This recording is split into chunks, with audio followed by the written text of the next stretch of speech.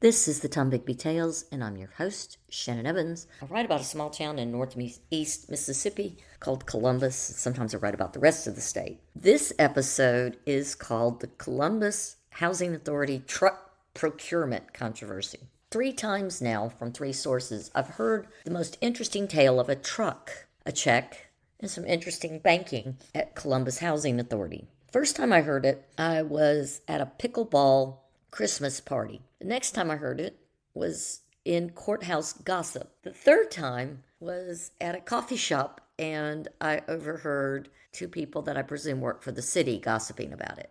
Now, here's what I can gather. All of this is speculation, but this is what I know. A truck needed replacing at Columbus Housing. Said truck was to be purchased was in either North Carolina, South Carolina, or Virginia. Each version I've heard, the truck was in a different state. But the story itself stays the same with the exception of truck location. The truck allegedly was for sale at a Columbus housing board member or executive director, brother, sister car dealership. And according to this, they said they could get the group a sweet deal on a truck. So the purchase was approved, the check was cut, but not to the dealership, apparently. The check was cut to an individual. And then no truck appeared. No truck appeared for a long time. The first time I heard this story, the truck was still not there. And then the second time I heard the story, maybe the truck was there or maybe it was on the way. Maybe they still didn't know. And then the third time I heard the story, the truck is here, but maybe they're having trouble licensing it. Not sure about that. Anyways, there's a truck. Money exchanged hands. But the money went to somebody instead of to a dealership. Now the truck's here. Not sure where the truck came from. Not sure how the truck appeared. But here we are. So now I have some questions now that we know the story. But let's get started. This is really a complex and potentially troubling procurement issue involving this truck purchase if this is accurate. That raises some significant questions about financial accountability and transparency. So the truck was to be purchased for the Columbus Housing Authority. These are the key allegations. The vehicle was allegedly connected to a board member or executive director's family-owned dealership. An irregular payment process emerged with a check issued to an individual rather than a business with an EIN. The truck's procurement and delivery became questionably delayed. How in the world did a check go out issued to an individual and not a licensed dealership? What delayed that delivery of this purchased vehicle if it did come from an individual? There still should have been a truck in exchange for the buddies delivered. I have heard that it was a $60,000 check. Is this true? Now here's some questions. Was the purchase approved and the check was cut with knowledge of the board? The board, I presume the board has an attorney. That will require some investigation on my part. I'm guessing maybe the city attorney is involved in this and would have lots of questions about this purchase approval process and how the check was cut. Something is amiss here. So is there an attorney involved investigating this? Where's the money? Where's the truck? Where's the title? Where's the transparency from the housing authority? Is the truck that is allegedly there now the same truck that they thought they ordered? Whose name was on that check? Has law enforcement been notified there, wherever there is, or here that this transpired? Is there currently an internal investigation by the city being conducted? Is there an internal audit at the Columbus Housing Authority about how this exactly happened and how a check got sent to an individual as opposed to a dealership or licensed business? I have so many questions and can find nothing publicly available to verify these claims. But bear with me. I will be investigating. Who is the accountant for the Columbus Housing Authority? I think it's time for a forensic audit of their checking accounts and employees. Is this something that's happened before? Is this a one-off that something fell through the cracks and there was a lot of bad judgment, or was there malfeasance?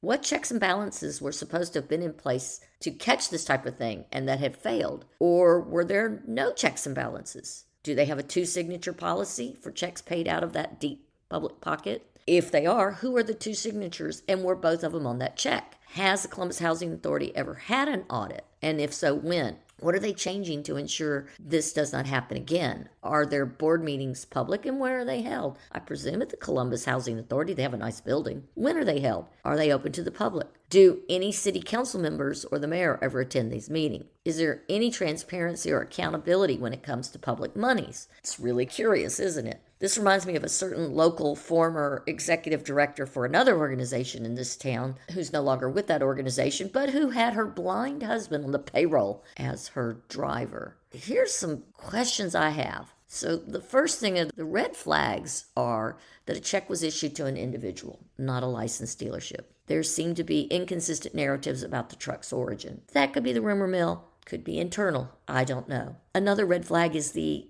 delayed delivery of said purchased vehicle. There are some really significant potential systemic issues in this tale. The Columbus Housing Authority, if this all transpired, there seems to be a lack of transparent financial controls. And of course, the possible breach of procurement protocols that are usually in place in any government agency. And then I question if there is an internal audit mechanism or if the one they have has failed. So here are some critical questions that I raise. Does the Columbus Housing Authority have a proper two-signature check policy? Do they have regular external financial audits? And is there a transparent process at Columbus Housing Authority? And that leads me to some accountability questions. This is really a significant issue because there's potential for misuse of public funds that have been revealed or are being talked about in the community, and a possible need for forensic financial investigation.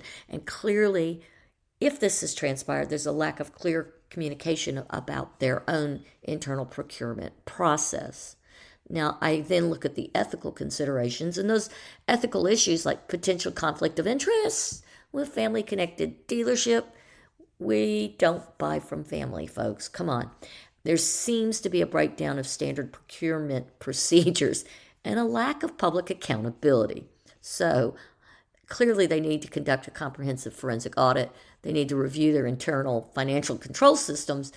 They need to ensure transparent public reporting of their meetings and their internal workings.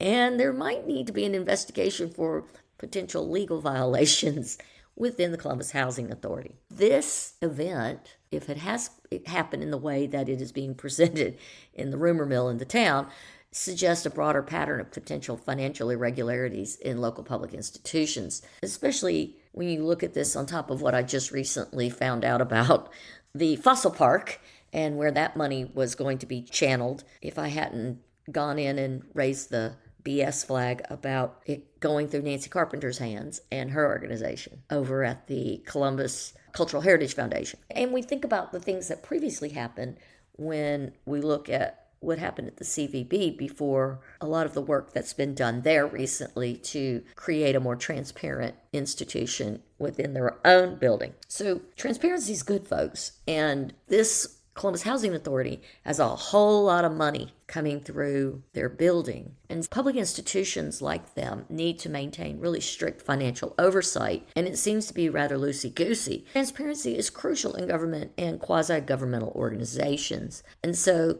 things like procurement processes require really rigorous checks and balances. The Columbus Housing Authority is a critical public service organization responsible for managing affordable housing and community development. And this is a besmirch on who they are and their procurement processes, if this is indeed accurate.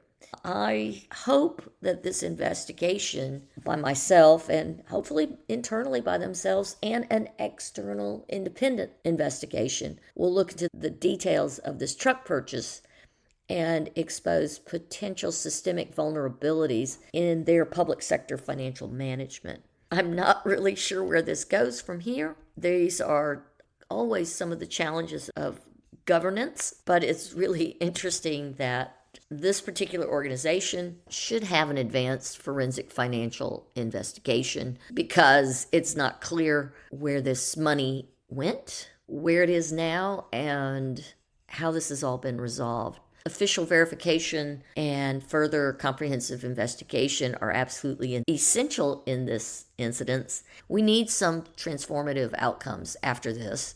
We need some institutional government redesign, I would guess, maybe some enhanced public sector accountability in this town, and we need a sustainable ethical infrastructure adopted by every public organization that has to do with this city. I want to thank you for coming to my podcast. This is the Tombigbee Tales. Until next time.